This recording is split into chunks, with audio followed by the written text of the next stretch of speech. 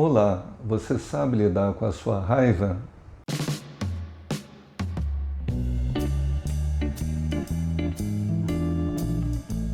Eu gostaria de conversar com você hoje sobre a raiva. A raiva é uma emoção muito banal, muito frequente no nosso cotidiano e normalmente ela é disparada pelas contrariedades, né, que nós vamos ter durante a vida. E normalmente quando a pessoa entra numa reação de raiva, essa pessoa tende a se sentir forte, ela sente que ela está agindo, né, sobre aquilo que é o obstáculo, a pessoa sente que vai mudar a vida de alguma forma. Então a raiva traz aquela ilusão de poder, né? Então a pessoa com raiva se crê forte e capaz de mudar as coisas à sua volta. O que eu vou querer colocar para você aqui hoje é que quando nós conversamos sobre a depressão no vídeo anterior, eu disse que a depressão é um papel de embrulho e dentro desse pacote estavam muitas emoções e uma dessas emoções aí é a raiva. Então nós vamos precisar ver aqui que a raiva não é uma emoção tão tranquila como a gente possa pensar. Eu me lembro de estar andando na rua e vi uma dupla, era uma mulher junto com um homem, não era um casal, e eu escutei a mulher dizer alguma coisa assim: se o fulano soubesse o que eu desejo para ele, e fez uma expressão de raiva. Então eu fiquei imaginando, né, que tipo de coisa essa mulher poderia estar desejando para o homem, que certamente estaria inspirado ali pela raiva. Seja o que for que ela desejou para ele, tudo aconteceu dentro dela e pode ter chegado a outra pessoa de uma forma mínima ou nula. Mas naquele momento ela se sentiu ali uma justiceira. Ela sentiu que ela estava corrigindo aquela pessoa ou punindo aquela pessoa. E possivelmente o que aconteceu foi só ela sentir o impacto de tudo isso que ela falou dentro dela mesma. Mas antes de falar sobre a raiva de modo geral, eu queria comentar o trabalho de um pesquisador chamado Hawkins. Ele descobriu a frequência das emoções e ele elaborou uma tabela que vai estar aqui à sua esquerda, e ele descobriu a frequência das emoções. Então, isso significa que as emoções, como nós temos falado aqui, não são apenas palavras, mas elas são energias e elas têm frequências. Então vocês podem ver que do total das emoções negativas, a raiva é a menos pior. Nós vamos começar com ela, mas depois nós vamos descer sobre as emoções todas que estarão presentes aí nessa tabela e ver como cada uma delas estabelece uma condição de malefício muito grande, né? Então, nesse sentido, quando a gente fala em raiva, tem um quadro psiquiátrico chamado distimia, que é o transtorno do mau humor. Então, quando nós vemos aquela pessoa de mal com a vida, ressentida, aborrecida, implicando com as pessoas, de modo geral, implicando com a vida, possivelmente nós vamos estar lidando com um distímico. Então, esse é um quadro psiquiátrico e está na linha dos transtornos de humor que podem anteceder também a depressão. Porque na distimia, a pessoa ainda acredita que pode brigar com a vida. A depressão vem quando a pessoa desiste de brigar com a vida porque viu que isso não é a solução. Mas ela já aponta um caminho nessa direção que prepara para a depressão. Nesse sentido, quando a gente fala em raiva, nós podemos fazer algumas diferenciações. Você pode ter um episódio de raiva avulso. Você tem uma raiva porque você perdeu um ônibus, você tem uma raiva porque você foi mal atendido por um empregado do comércio, alguma coisa assim. Essa raiva em si, ela passa. O grande problema é quando a raiva ela continua, ela perdura. Aí nós vamos falar em ressentimento, é a raiva guardada. Então, essa raiva guardada é que vai fazer mal. E nós vamos diferenciar a raiva guardada em revolta, quando a pessoa explode essa raiva, quando a pessoa quer fazer alguma coisa contra as pessoas ou as circunstâncias que geraram essa raiva, ou ela pode gerar a mágoa, quando a pessoa guarda essa raiva dentro de si mesmo. Ela não fala isso para ninguém, ela não comenta isso para ninguém. E essa raiva guardada, na forma de mágoa, é um dos grandes componentes daquilo que pode surgir depois como um câncer. Então, por quê? O que acontece na raiva? Se a pessoa joga a raiva para fora na forma de uma revolta, é como se a pessoa pegasse uma granada, tirasse um pino e jogasse a granada em algum lugar ou em alguma pessoa. Aí a pessoa briga, a pessoa explode, como o distímico faz, e digamos que ela mesma não vai sofrer as consequências diretamente disso. Mas aquela pessoa que tem a mágoa vai ser aquela pessoa que tira o pino da granada e fica segurando rente ao corpo.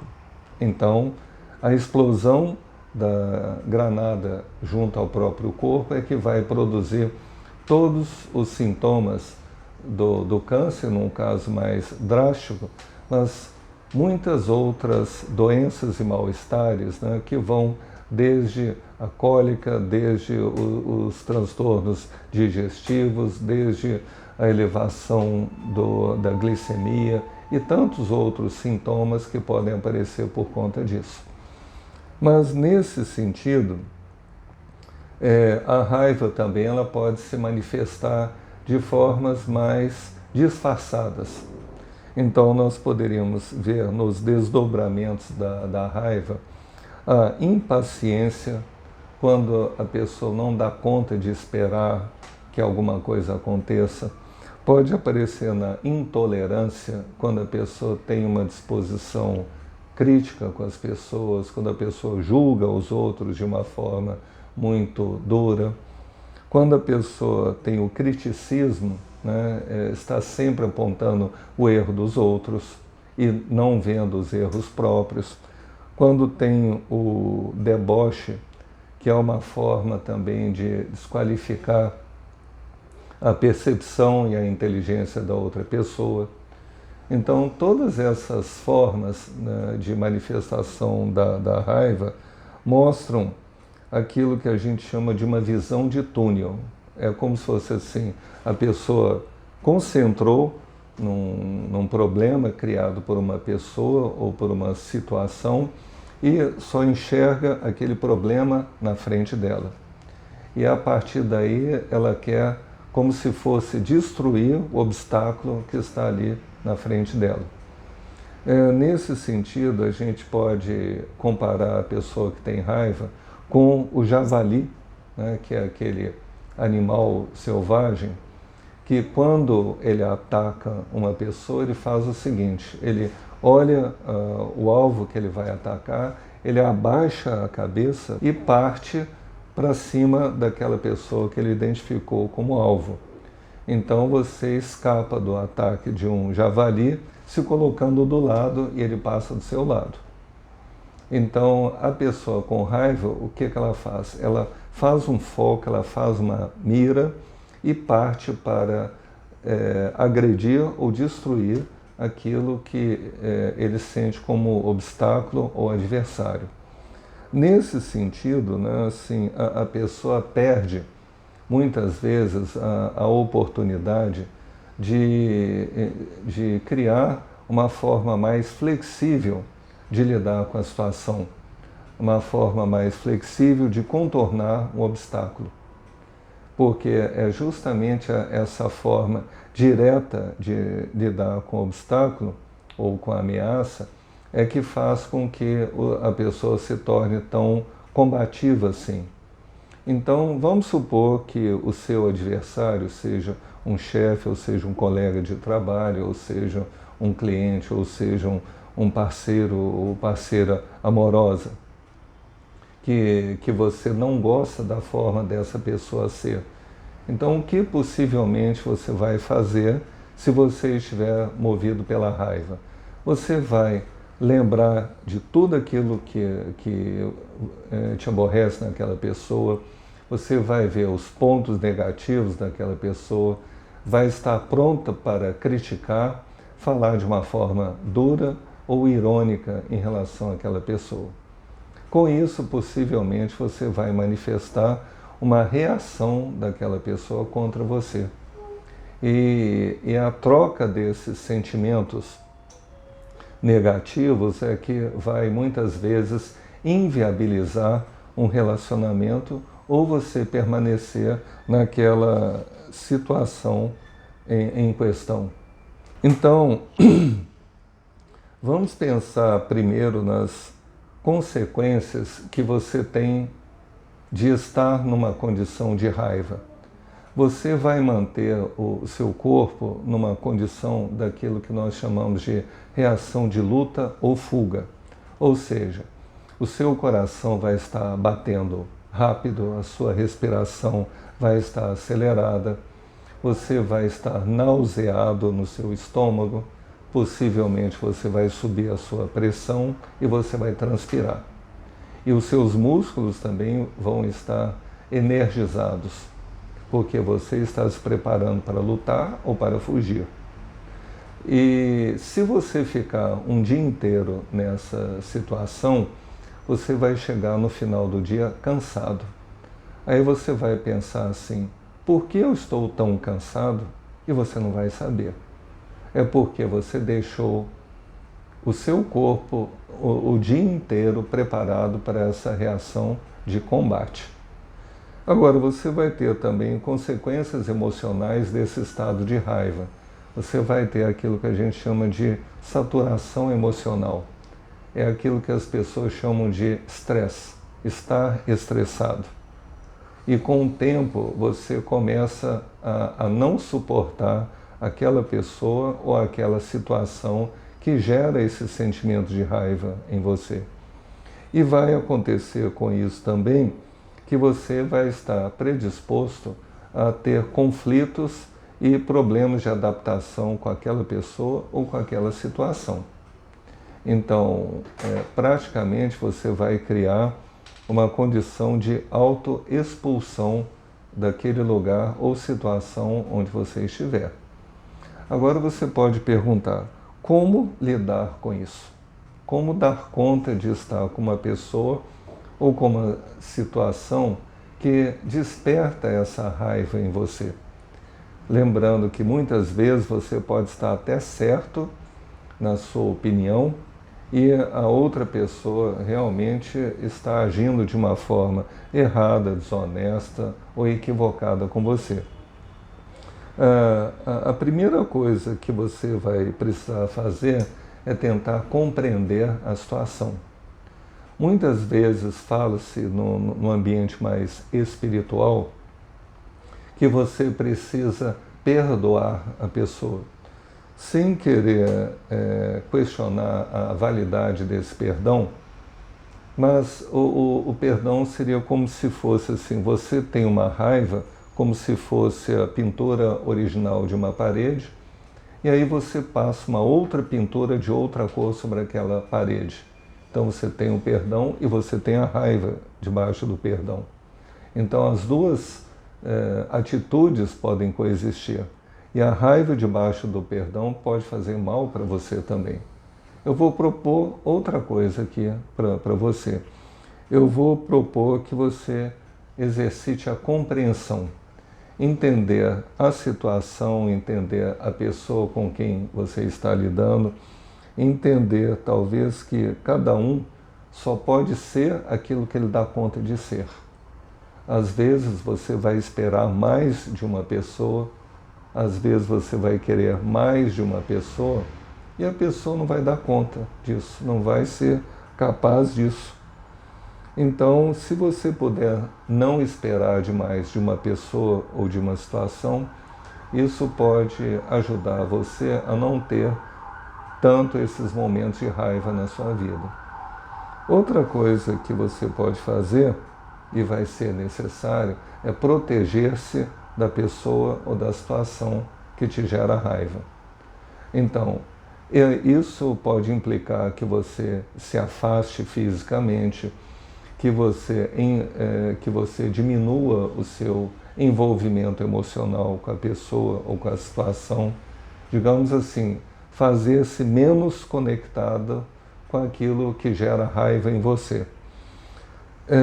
Pode ser que você tenha a oportunidade de orientar a pessoa. Às vezes a pessoa age dessa forma por não ter o conhecimento, por não ter compreensão, por não ter entendimento daquilo que ele ou ela está fazendo. Muitas vezes, se você apontar para a pessoa exatamente o que ela faz, em psicologia nós chamamos isso de dar um feedback.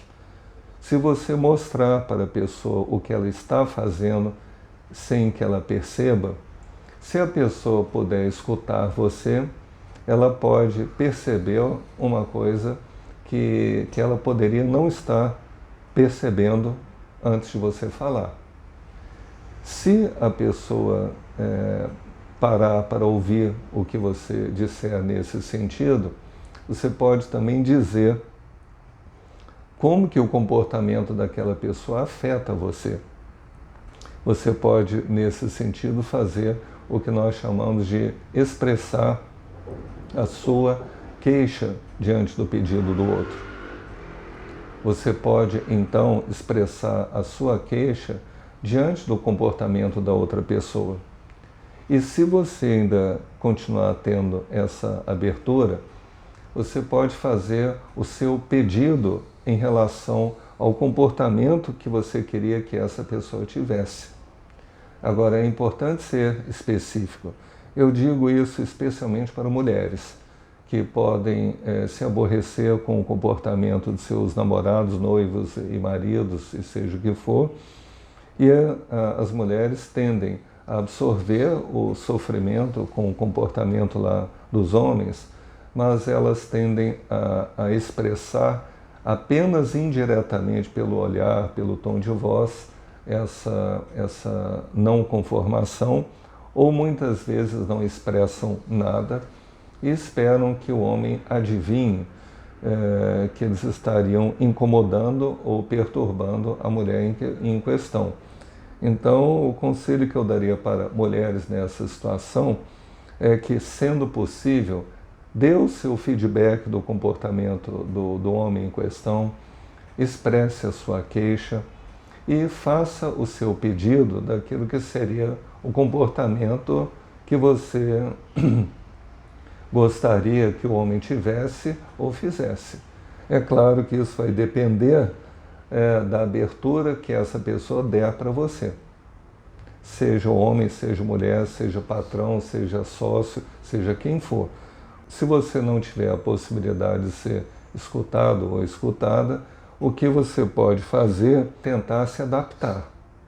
Se você vê que não vai conseguir essa adaptação, pense seriamente na possibilidade de você se afastar, seja fisicamente ou emocionalmente daquela situação. Isso está na linha dessa questão da autoproteção. O que você não pode fazer é permitir que a raiva cresça em você, porque ela vai fazer mal para você. E energeticamente não significa que você corrija ninguém e nem nada. Então tome cuidado com a sua raiva, evite entrar nessa emoção e sempre que possível procure compreender diante de cada pessoa, de cada situação, a forma mais útil para você lidar com aquela situação, tá bom? Nos nossos próximos vídeos nós vamos continuar falando sobre essas outras emoções negativas que têm tanto impacto no desequilíbrio emocional de uma pessoa. Até lá!